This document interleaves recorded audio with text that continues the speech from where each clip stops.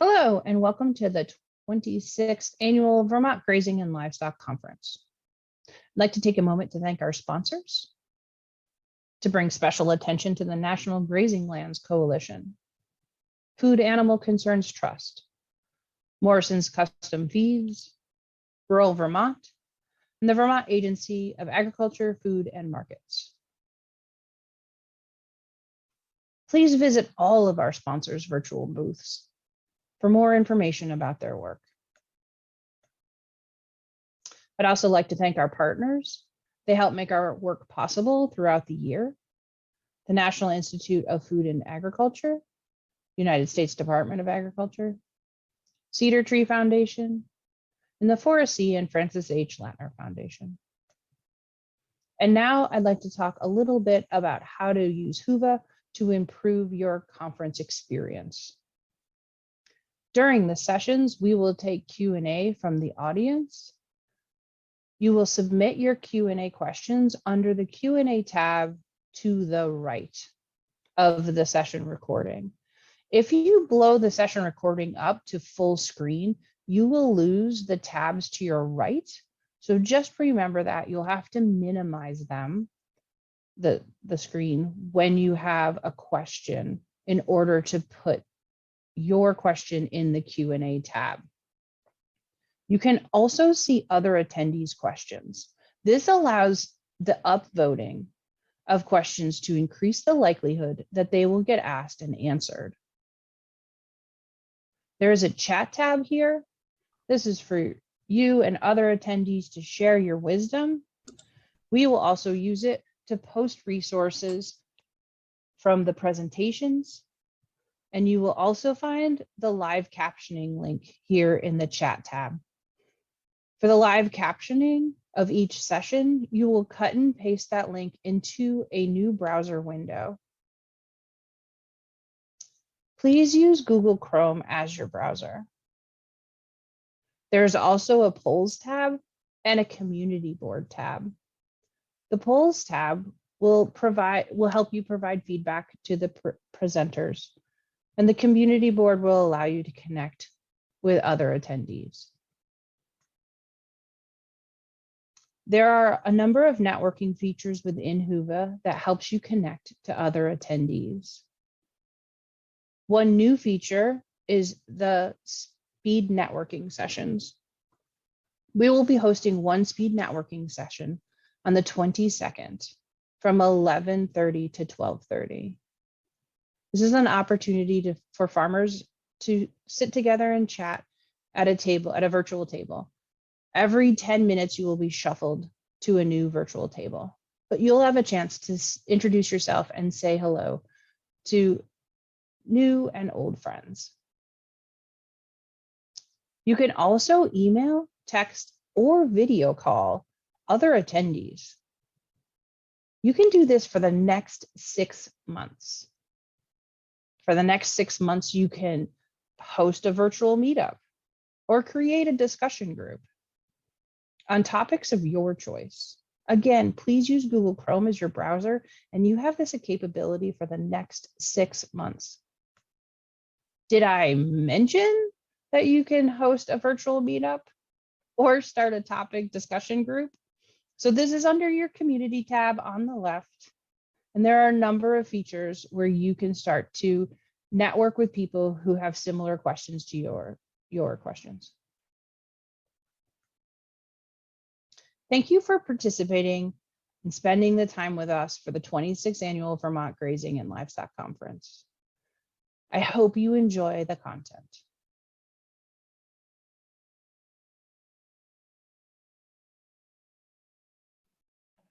Hello, welcome to the 26th Annual Vermont Grazing Livestock Conference, to our first session of the day. My name is Megan Sheridan, and it is my pleasure to welcome the Vermont Foodways team. So this is the Vermont Foodways, a view of marketing outside of Vermont session, and I am going to turn this over to Matt, and just make sure, folks, that we're all unmuted. So unmute yourselves and welcome Vermont Foodways, and welcome Matt. Thank you so much, Megan. We're pretty grateful to be here today, and thank you all for the opportunity to talk with you a little bit about Vermont Way Foods. First, just introductions. I'm Matt Landy, Director of Brand and Business Development with Vermont Way Foods. Technically the only employee of Vermont Way Foods. Of course, we have a much larger team. And I'll let Carol and John introduce themselves briefly before we move on. Hi, I'm Carol Degner. I do marketing and brand story work, and I'm also honored to be a VGFA board member. And I've worked on this project from the inception, and it's been great to work with Matt and John. I'll turn it over to you. Good morning, everyone. I'm John Ramsey. I'm the Executive Director at the Center for an Agricultural Economy here in Hardwick. Our organization does a variety of things, including a number of food hub enterprises in terms of processing, aggregating, and delivering food, mostly around the state in Western New Hampshire. And I've also been a lifelong farmer and a beef producer since 2001. So really happy to be here, and thank you, everybody. Excellent. Thank you. So just quickly, this is our agenda for today. We'll go over our mission and goals. We'll talk a little bit about the consumer research insights that led us to target Southern metro markets. And then we'll talk a little bit about future focus and options to participate. And then this is designed so as to leave plenty of time at the end for questions and discussion. So we'll have plenty of, hopefully some cushion there to have some dialogue. And of course, we'll take it beyond this session as well if anyone's interested in continuing the conversation. So Carol can probably go into the next slide. Okay, so first, our mission and purpose, you can see across the top where it says it's grounded in your success. I mean, what that really means to us is that this is a producer-driven project. We're here to support the Vermont working landscape, both in terms of helping a diversity of scales succeed, as well as supporting agricultural diversity in ways that open up opportunity for markets to the south. And we'll talk a little bit about why we chose the southern markets in a few slides. So what do we slide, where the four food hubs are situated. We have an aggregation, logistics, distribution network around the state that is set up kind of strategically in these four corners. These are the groups that make up the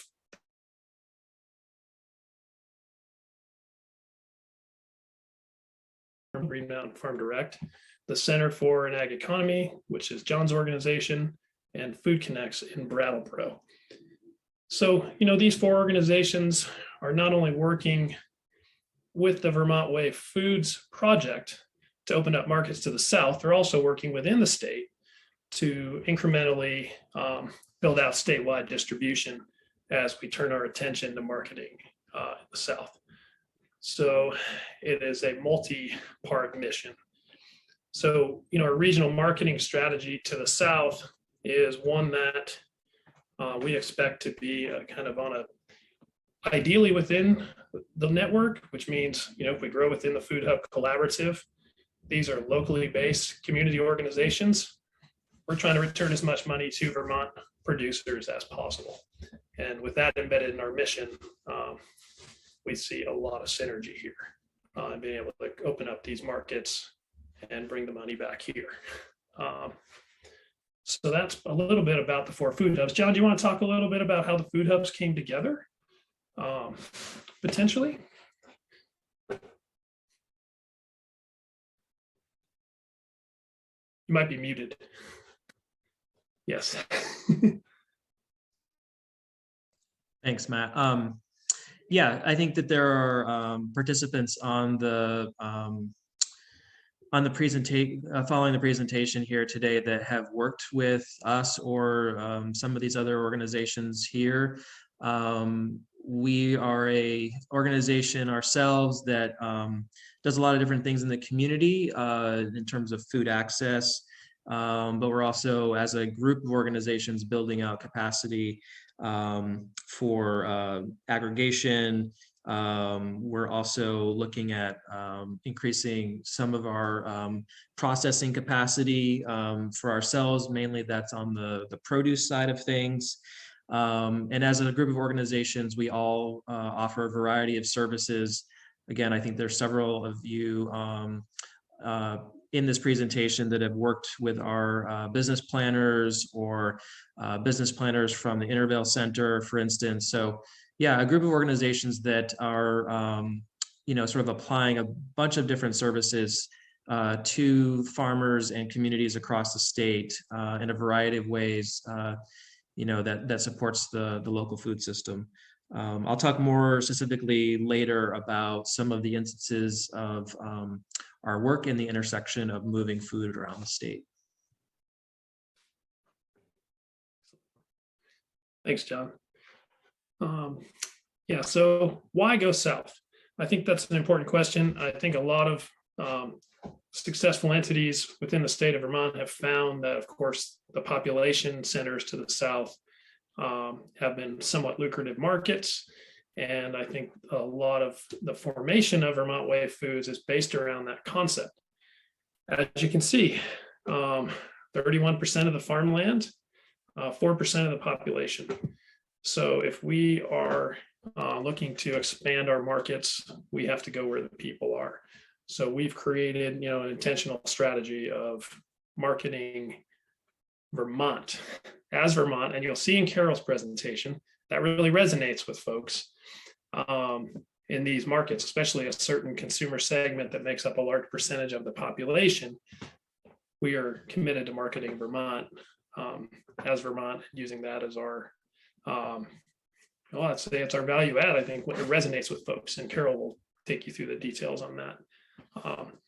So, as we look to develop business within the Northeast, that part is meeting the market where it is. We're also looking to meet the agricultural entities and producers where they are too, which is ideally, of course, more complex. But in order to really create a supply chain that can supply these markets using various levels of scale of operation, we're finding that coordinating, again, started with the 4 food hubs coordinating, but there are many, many other entities involved, will be the way that we're able to accomplish that. So that's what Vermont Way Foods is working to do, is create scale from all kinds of scales in order to supply these markets. Carol.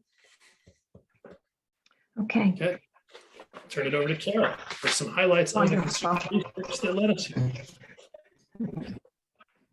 Thank you, Matt.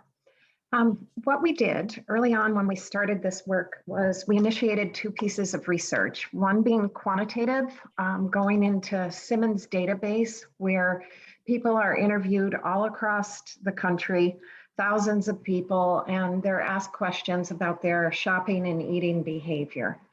And I'm going to share some of those learnings on this page and then go into some qualitative work where we drilled down and got people from the Boston and New York and all over the Northeast together and really went deeper qualitatively, understanding a little more of their thinking. So as far as defining the target, what we found is that there's a group of people that the way they approach food is they are seeking locally grown food. They want fresh ingredients when they go to cook. They're people who want to have that fresh food. They like to eat great food, maybe gourmet, maybe just simply great food. And they seek organic and natural in their food choices. We also learned that these are people who care about their food system. They want their food system to be environmentally friendly and relevant in that way.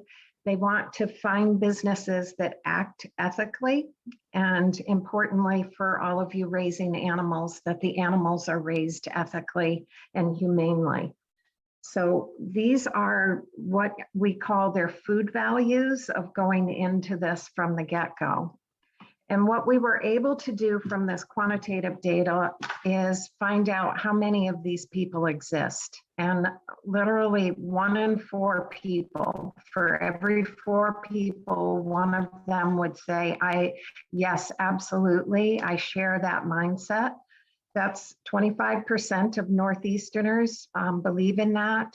They're 10.6 million strong, people that are over 18 years old, and 5.2 million households to tap into.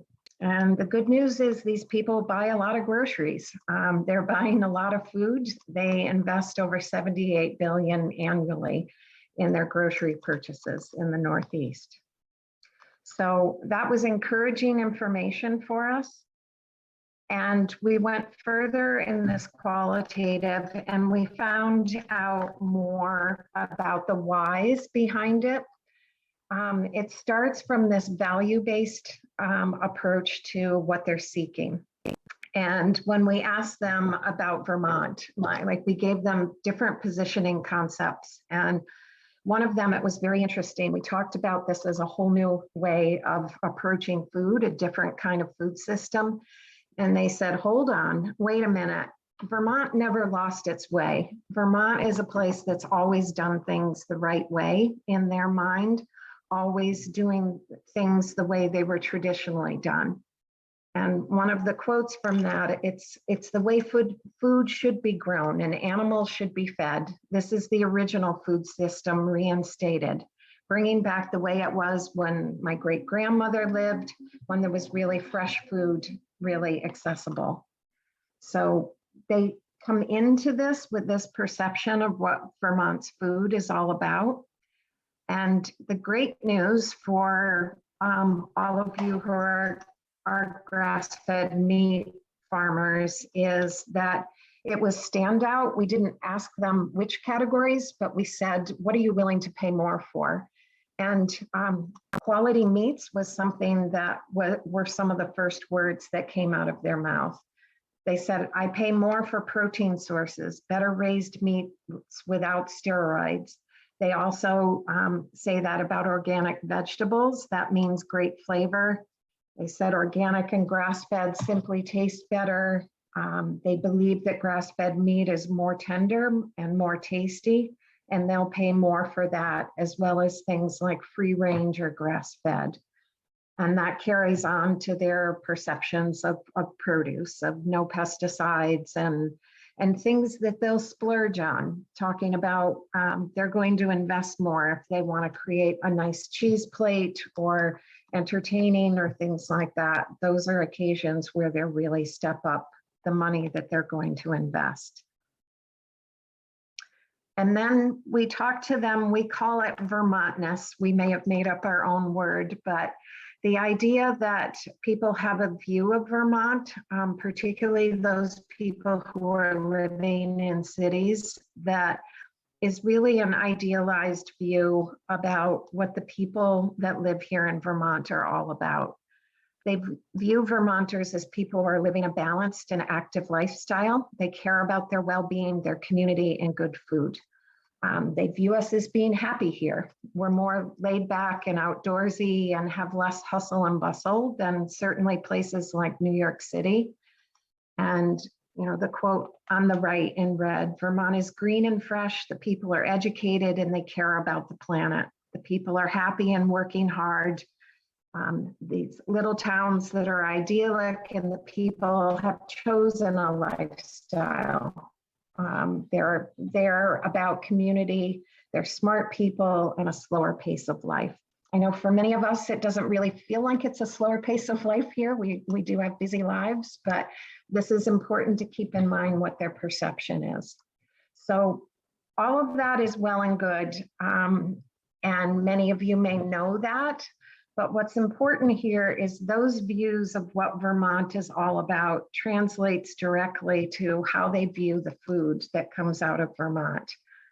When they say things like Vermont is lush and green and there's fresh air and it's open and there's idyllic family farms, that translates to their expectation that our food is natural and clean, that it's fresh, real, and they give us credit for being organic, even if the products aren't organic.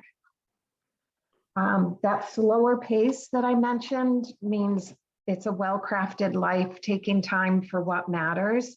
That translates to food that they expect to be slowly crafted. We've used traditional methods. Our food's going to taste better and have better quality as a result. And then the idea of community, taking care of one another and being true to neighbors, gives them a perception of our value of integrity, that of course we'd be the people who are going to take care of farmers and our neighbors. And they use the words, it's just the way things should be done. So we were very encouraged by that, and we shared several concepts, several branding options with them, and literally these consumers helped us to shape what our brand is today. The idea of Vermont Way Foods, that literally came from the mouth of the consumers about that concept of Vermont does things a different way and the way things should be done. They love this image of the barn, of the farm, taking them to the small family farm place. And the phrase we tested with them that rose to the top was food with a compass. It felt like that's what a Vermonter would say, something very grounded, humble, and authentic. It's the way things have been done, and we hope it sets up this idea of discovery and learning more about our foods. And then out of the concepts, this is kind of a distillation of what they want to hear when they learn about Vermont Way food. Food that tastes good and feels better. One of the first insights was they want to understand the people behind it.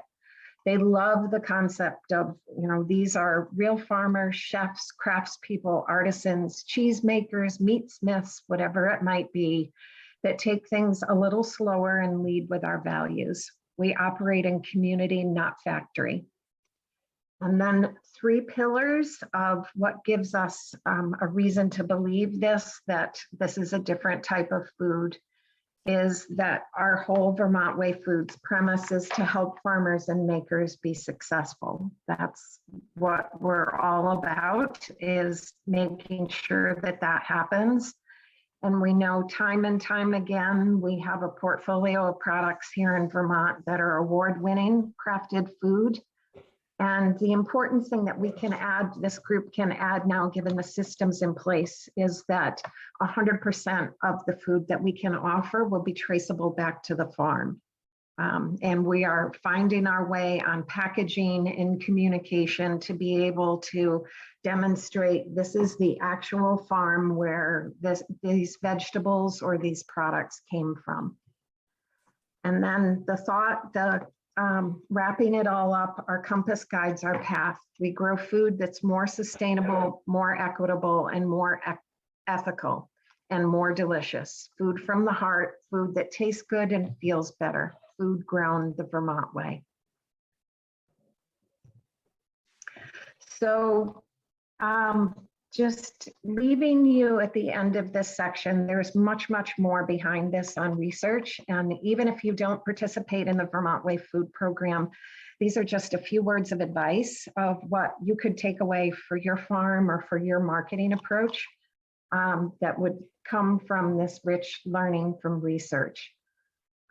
Just the first is, we are all focused about the regenerative ag story, and just encouraging you, don't hide that. When you share those values of how you're taking care of the earth and animals, people really resonate with that. Share why you do what you do beyond just selling meat. If you think about it, in any relationship, if it's just a transactional relationship, it only goes so far. The more you share your values, the more they can connect with you and become a loyal follower of your business. Encouraging you to share what you do, and even if you're not all the way to bright, what you're striving to do. Where do you want to get to? What's your destination? And the idea of sharing, it doesn't have to be perfect. Sharing your real life wins and struggles helps people to root for you when something goes well, or want to support you if something doesn't go quite so well. Share your craft. I've found many farmers here and makers kind of take it for granted that they're doing things the right way.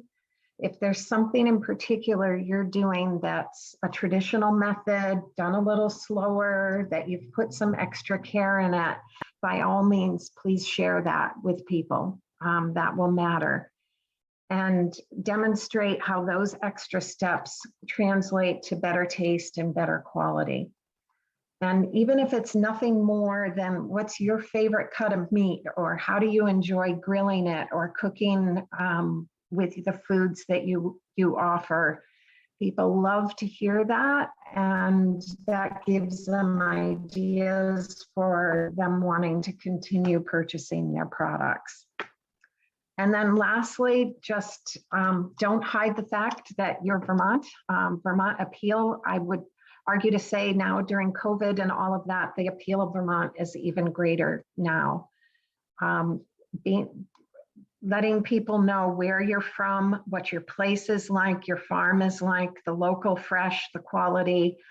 And we're here to help you with, we'll share shortly some of the marketing and support that we can provide so that you can stay focused on farming.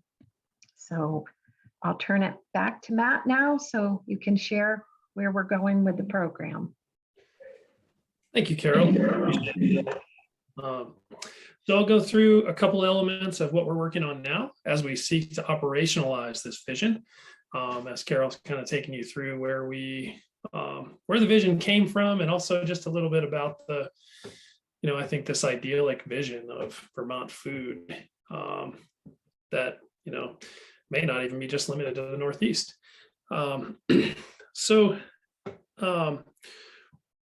One of the things that's a part of the Vermont Way Foods project is, working on the distribution network and strengthening our internal food hub distribution network around the state, enhancing collaboration. So that's one element that we're currently working on.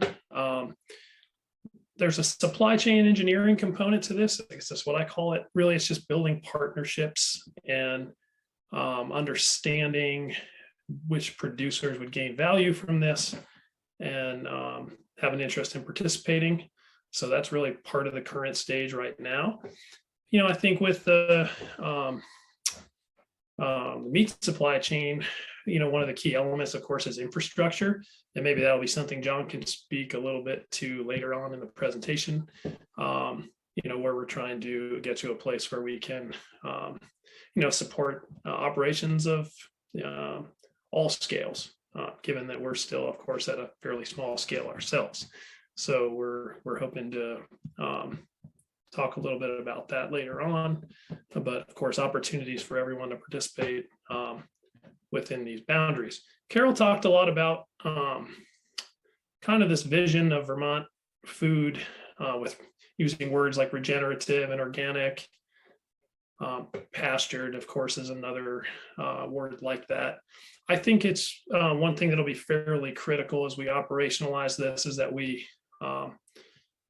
also have the discussion around what sorts of third-party certifications will be required to enter the markets. I think that may be a part of entering the market and building the product portfolio to be able to, that'll be part of the communication strategy and communicating to consumers that are further afoot.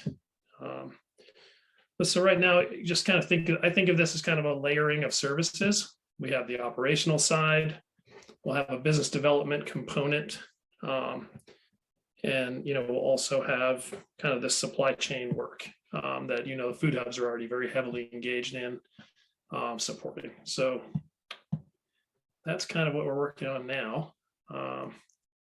And I think the next slide will show you, just kind of visualize the distribution network a little bit. You can see we've got inter-hub distribution. We're building our capability and partnerships to extend south, ideally through the network, although we're not closed off to using whatever means possible to deliver a product at a competitive price in the market that returns the most to the producer.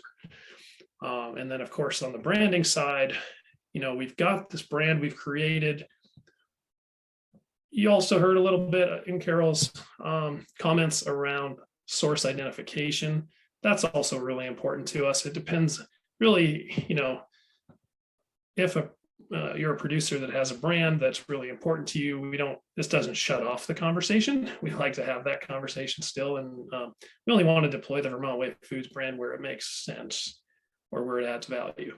So we'll be doing, as you can see, individual farm maker brand as well as our brand where there is enough scale and value. And then I think next slide, Carol, we can go to. It's just a little bit about the depth of our product line. It's quite ambitious. We're looking to be in multiple categories at once, probably starting with what Vermont does best. And then as market opportunities present themselves, I could imagine us shortening supply chains up and down the East Coast. So we're in a fairly ambitious stage of gathering our product portfolio. Carol, next slide. We can show you a little bit about some of the packaging concepts, I believe, before I turn it over to John. Yes. So just some of the things we're working on. You can see we've got brand concepts for a handful of items, and we'll be developing that throughout the spring. And as we talk to individual producers who have specific products, that's part of the conversation we'd engage in, and imagine we could even design together if that were something that somebody was interested in doing and the scale warranted it. So you can see my contact on here. I'd be happy to have any follow-up discussions with anyone about that portion of what we do. And also, John, I think you maybe had some comments to add here around your own experience before we go over to questions.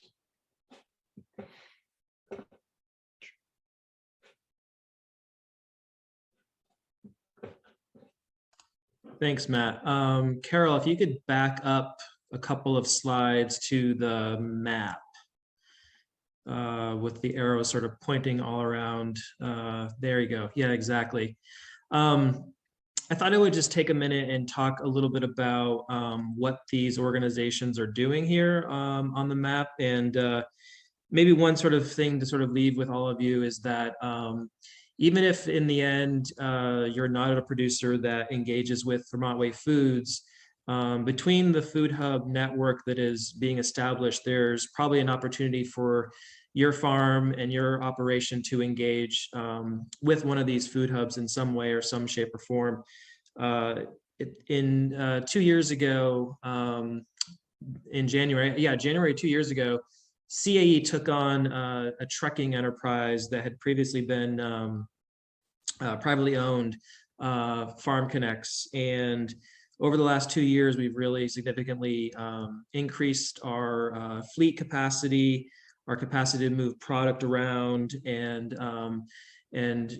we really are a service provider. We're not a distributor. So there's a number of producers that we work with who use our service as they need and how it fits their operation. So just a quick couple examples. We have one producer who does a lot of their own self-delivery and handles all of their sales accounts themselves. But for some of their deliveries, sort of, further afield, they will drop product off at our warehouse, and we will deliver that product for them to those customers. Other producers we work with, we end up moving literally 80 to 100% of their product for them around the state and Western New Hampshire. And we've also had instances where we might be picking up product in, let's say, Addison County, bringing it back to Hardwick and cross-docking it to get it on a Myers produce truck that then goes to a metro area. So these are all examples of the cold chain delivery capacity that we've been building. We now have the capacity to move product either in cold or frozen form on our trucks. And, longer term, we're looking at expanded warehouse space, expanded cold storage, freezer storage. All of these things, we see as necessary to build different enterprises and build, other segments of the Vermont farm economy. So, I'm excited about all of the work that's gone into this. And as a producer myself, I think that, just the more options people have for marketing and distributing their products, the better. Many of us live in, fairly small communities, and there's only so much food that can be purchased in those small communities, and especially a place like the Northeast Kingdom here. We have a pretty low population center, so moving products out of this region is really important for us. And we're working with producers in most all of the counties in Vermont right now. So this is not a Northeast Kingdom exclusive service. We're at most of the slaughterhouses on a weekly basis with our trucks. And like I said, if there's a way to engage, it might not be specifically with Vermont Way Foods, but with Intervale or Green Mountain Farm Direct or Food Connects or ourselves, there's a lot that we're all doing together to really bolster the local farm economy. So please reach out with questions.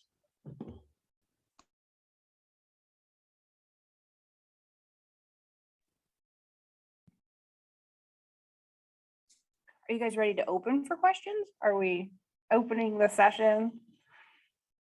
Yeah, okay, great. So if you all go ahead and I'm not sure who will take these questions because I'm not going to direct them necessarily. But for the audience, if you have questions, please put them in the Whova Q&A tab. You can see there's already a bunch of questions that are lining up in there, and that will help me sort of decide which questions we're going to get to before our session ends. So the first question that we have is, Vermont Food Hubs generally work with farms on a wholesale basis.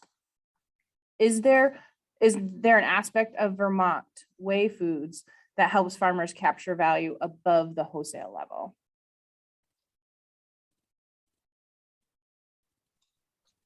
I can try to, do you want me to try to take that one? Sure. So direct to consumer, is that sort of the question then of being able to connect producers directly with customers? Sounds like that's the question. Or like how much above wholesale? Like, is it above wholesale, or is it expected to be at wholesale using Vermont Foodways as your team? Or if that's not even relevant. I can let Matt answer that part of it. I guess I would say that that we are ourselves at CAE, we are not a wholesale distributor. We're a freight service. So our trucking enterprise really, we do have instances where producers are using our service to bring product directly to some customers, specifically like farm stands. We distribute a lot of products for farmers to other farm stands that farmers are buying product from. So we've seen a lot of that, obviously, in the last 2 years, sort of a big growth in the purchases at farm stands, and a lot of farmers working together to co-market and sell products together. So again, we're not a wholesale distributor, meaning buyer of product. We're a freight delivery service. So in those instances, we're connecting farmers directly with customers at farm stands, and not handling a sale there, but just being paid a service for picking up product in it might be in Albany, Vermont, that gets moved down to Norwich, Vermont, where there's a farm stand that is interested in buying Sweet Rowan milk, for example. I'll let Matt handle the other part of that question. Yeah, thanks, John. So that is one scenario we could envision, and I think what's being alluded to is traditional distributor relationship. The distributor takes on the risk, puts it in inventory, hopefully for a short time, sells the product to another business, and they sell it to the consumer. Vermont Way Foods could work that way in some cases, but I also see a model where Vermont Way Foods, so John described as logistical service. Vermont Way Foods layer would then be the business development and sales entity. So there would be an associated cost, like a percentage commission for that service of brand and business development and sales component, plus the logistics, and then the return. So, but that's less than a typical wholesale margin, yes. So it would probably equal more return if we had the scale. So one scenario would be large retailer X in Boston Metro is buying your product. We've arranged to deliver that through Farm Connects directly twice a week. Farm Connects gets paid for the logistical work, as would any trucking company, and products picked up and delivered. That cost just gets passed back on to the cost of goods, and there's a percentage for sales and business development for Vermont Way Foods. So, so I guess, and to maybe sort of indirectly answer your question, yes, it is probably a higher return than a traditional distribution model. Part of that reason is because as a distributor, you are buying the risk essentially from a producer and putting that in a warehouse. So, and that model may be a part of Vermont Way Foods as well. But I think this is how we work with, I think this is the built-in flexibility to Vermont Way Foods. And I think there are a lot of factors that will determine which model works for which producers. Because I think that's kind of one of the beauties of it, is that we can sit down and talk about it and find what works best and try to create the most efficient delivery method. And look, these are 4 nonprofits that started a 5th company, which is an L3C, which is a low profit corporation. So, and imagine most of that profit will get funneled back into the food system or development projects to enhance the work we're doing. So it's set up. So, you know, the more we create efficiencies within our supply chain, the more return we're going to bring to the producer. So, and all of it will stay in Vermont is the good news. So I hope that answers the question. And then I kind of went off on a little tangent, but there's some flexibility built in, and I think that model could potentially work well for certain producers. Great, thank you. So the next question is about how Vermont Way Foods helps us combat the greenwashing or potential mislabeling of other larger corporations who might want to use all of that consumer goodwill towards Vermont to kind of brand them as doing what we're doing, but we're, you know, these small farms with high integrity kind of thing. So the question is about how does Vermont Way Foods sort of help us combat that potential greenwashing, and that we're the true folks. Yeah, I mean, that really for me is through the story, making sure we're telling the story correctly. I mean, there is a lot of greenwashing out there, and no question. And I think, you know, we're coming at this from a very authentic, we have a very authentic approach to this, given the ownership structure we just described. And I think that'll come right down to the producer stories. You know, I don't know if Carol or John, you have any thoughts on how to combat greenwashing, but I feel like that's something I've been doing for 25 years in the organic produce trade, you know, and the organic food trade, and overall is just combating greenwashing. And it's something that is, you know, it's always going to be there. And I think it means that people are interested in what we're doing. I mean, that's the beauty of it. They're interested enough that somebody's trying to say they're doing it, even if they're not. So, you know, our work is to really, I mean, if we have the facts behind us, then we'll have an ability to tell that story, and we will make that our mission. But yeah, specific methodology. I mean, I think some retailers are going to be, they're greenwashing themselves. So, I mean, obviously, so there's going to be different levels of retailers that you would work with, or different levels of consumers that where it's going to be effective and it's not. So you chose the right partners who are going to be able to sift through the greenwashing initiatives that are going on. Yeah, good question. Just to build on that, Matt, you said the right word. It's all about authenticity. And these people that we're talking about targeting can sniff out what's real and what's not. And these are people who shun big corporations and big box and everything big. They're looking for small. And our story starts from that small local place. So.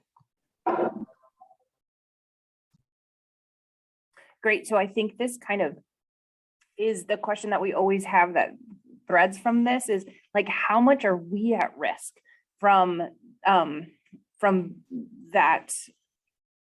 I mean, I feel like this has been the question of Vermont ever since I've been here. Like, we always feel like people look at us as we're authentic and we're green and like everyone, wants to be us. And how at risk is that? Because there's always this fear that like, if someone finds out that we did something wrong, or like a producer gets like outed for doing something that, isn't what the consumer's vision of us is, we operate a little bit in fear of, or we get caught up in our nuances about, what's authentic and what's not authentic. So from your research, like, how at risk are we in this Vermont brand and this image that the consumers have of us? I know that's kind of out there, but any thoughts? Well, part of it, and Matt, please jump in. Part of it from the research was, and I was trying to say that in my comments, the more you can bring people in on the journey, and we're not going to come in and say, we've got it all going on, we're all the way to bright. The idea is to come in and saying, this is our North Star, our compass that we're aiming towards. And of course, we're going to stumble along the way and there'll be things, but you give an authentic response of, here's what happened, here's where we want to be, and here are the steps that we're taking to get there. I wouldn't live in fear. I would share the real story. That's how people relate to you, know that you're human, and know where you're trying to get to. And when you talk about sharing, oh, sorry, Matt, did you have more to say to that? Before I go to the No, next if you want question. to follow up with Carol, then I can add. I have something I could add after, but go ahead. Well, mine is about then the vehicle of sharing and sort of the breadth and where you feel people are, where they're at, where we're to meet them for the sharing part. So wanted you to elaborate on that a little bit. There's a whole other layer of that. We do have information where these people are getting their sources. Like, these are people who want to be in the know. They're thirsty for news. They're on, your social media outlets, clearly the Instagrams of the world and Facebook, and sharing your story as it unfolds matters. And, separately, we can talk offline to go a bit deeper on that. People, we always get the advice, your newsletter, your database of your people who are interested, they're your starting ground. Build that community and keep bringing in more people from that. But there's a whole other conversation about how you market to these people that we didn't have time to cover today. So. Okay, so when's the next presentation that we get to cover that too? Yeah, That's the I think warm-up act here.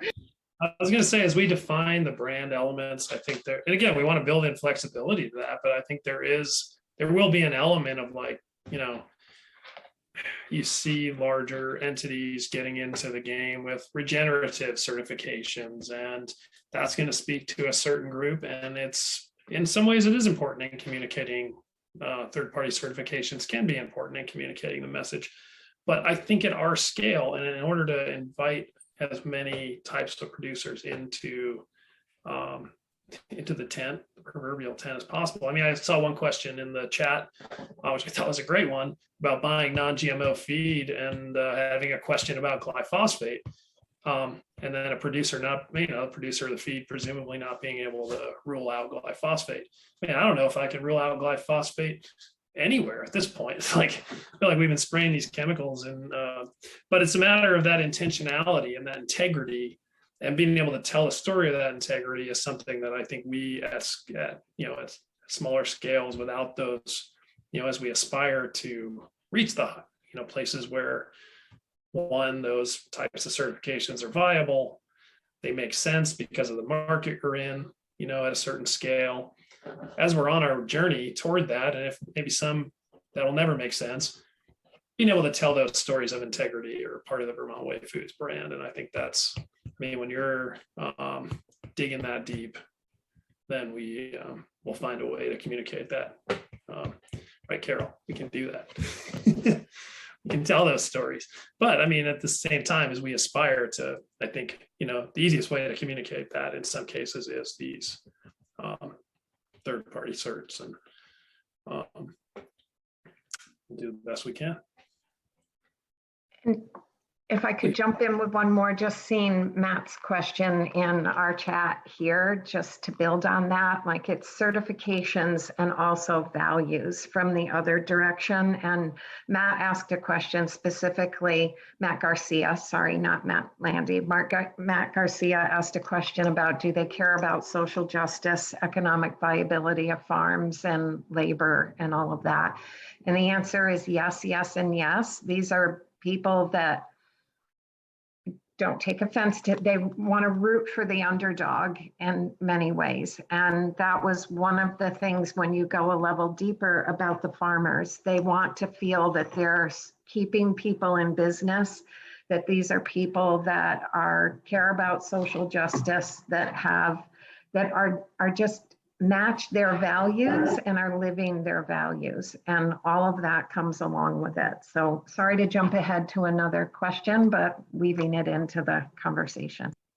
No, that's perfect. I think that threads right in, and it just gives a deeper layer. There's a number of questions kind of relating to that, to like, that authenticity of who we are and what we do, and how does that, how does that resonate with people, and how much of that do we get into? And I think in some ways you're sort of saying, and correct me if I'm wrong, like there's a little bit of like finding, and like your tribe, like the people who like putting your information out there, maybe in a number of different ways to see where you're getting responses from, and then kind of move in that direction, because that's where your story is best shown, or something like that. Because I can imagine there's just so many tools that it's not like, well, this is the one to use, like, or here's the trick, like here's the way, which I think is like a theme of this whole, every time this whole conference was like, there's no magic formula for so many things. It's like, what are your assets, your resources, and where is your best? But I'm imagining that the Vermont Way Foods is going to be an avenue or a vehicle for us to help leverage our shared authenticity. Yes. Okay. Yes. And can you speak a little bit more, like what's in place structurally for farmers or to be able to use in Vermont Way Foods right now? There's, CA does some trucking, and food hubs are all. Is it working working with these food hubs in your area? And it's to yet come and build. I think that's the starting place to plug in is with the food hub network. And I think, but also I would say engaging in the ongoing conversation and around the branding project and selling product to the South. That's something that is in process right now. We're creating a portfolio of products to launch. And, I think there's a lot of possibilities there. And this is a category we'd be very interested in getting a little more feedback on, and getting together with more producers. So, of course, as you and I have spoken before, we'll have our logistical challenges given the scales we're working with. But I think so that's where working together will make a lot of sense. So those are two areas to plug in. I think food hubs right now, John's going all over the state with Farm Connects, and we'll be working on this brand. And I think there's a lot of opportunity to help craft and shape what we go to market with. And so we'd love to talk to you. just to add 2 more cents to that, that if you're one of those people that perhaps posting an Instagram post isn't what gets you out of bed in the morning, that's the assumption. I've seen many farmers that they just want to farm and do what they do best and would be thrilled to leave the marketing piece of it to someone else. And that's what we're talking about with Matt. If you're interested in possibly not building your own brand, but would want to participate in something like this and have a supply for that, that would be a tremendous way with Vermont Way Foods to move forward to what Matt's saying. Or if you're in the process of building your brand, that's a way to plug in as well. Great, thank you. So there's one more question that is maybe goes back to some of your research, and it's about consumer insights, and just that people are looking for, how do consumers feel about a grass-fed organic dairy products? Any wisdom related to specifically the insights on grass-fed dairy?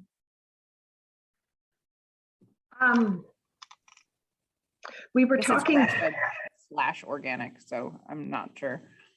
Well, that was in the presentation that that's what they're seeking. That's something that they're willing to pay more for. I'm not sure what specificity they're looking for, but it absolutely, there's more and more awareness of grass-fed and the link to regenerating the earth, and it just lines up beautifully with these consumers' values. So it's absolutely desired. And what can you help me, Megan, if there's a level deeper that they're looking for? No, I don't think so. I was just, maybe they just wanted like in general, just to restate it, you're saying there's a lot of interest in this livestock protein, be it meat or dairy, that is in the format of cows out on pasture, that whole pastoral visioning, and there's that the consumers are interested in that. And just to restate it, I think is that you're finding that. And I think they just want to know if there were any other deeper insights. But so this is great. We've come to a close. This is our hour. Anything, I just give you guys all the opportunity with any, and you can nod or not, any nuggets of wisdom, any closing comments that you didn't get to say while we were going through the Q&A. Just give you a moment. John, would you please? Great. I think that we've seen over the course of the last year a lot of turmoil in some of our segments of the farm economy with, Horizon, saying that they're, ultimately leaving Vermont, and, a real consolidation with distributors, Performance Food Group, kind of stepping into a role in Vermont, quite different than what Black River Produce was in the past. So I think that we are a group of organizations and nonprofits. We are not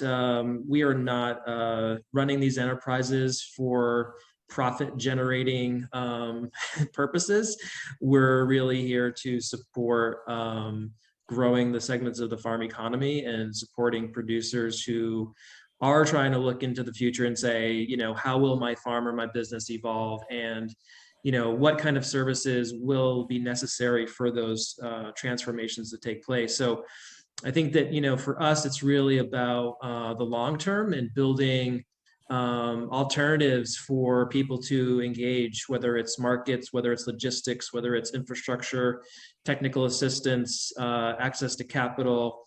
We see all of these pieces as fitting together in a way that gives producers more options to choose from, and I think ultimately the more options producers have to choose from, the better position that they ultimately will be in for their farm, so that they can adjust and find out which way, which of these things fits in terms of how they would engage, whether it's, using a trucking service one day a week or twice a week, or selling some of their product through an entity like Vermont Way Foods, or aggregating product at one of our facilities.